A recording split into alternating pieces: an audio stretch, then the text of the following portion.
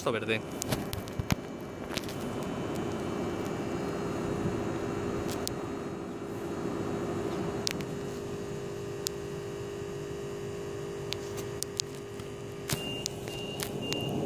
Avenida del Cid.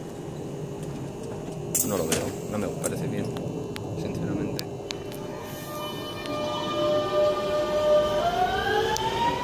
El retrovisor solo cuando... Sí.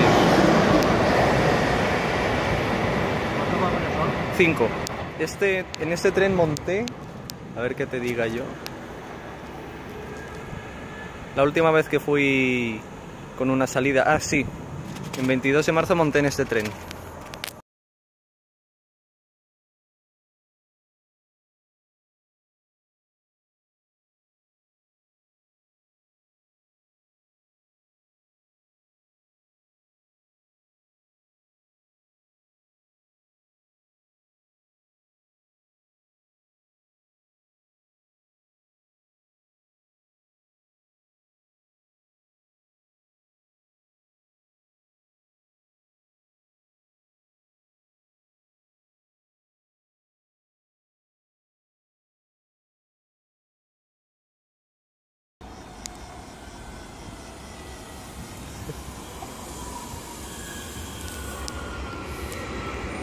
Alboraya Paja.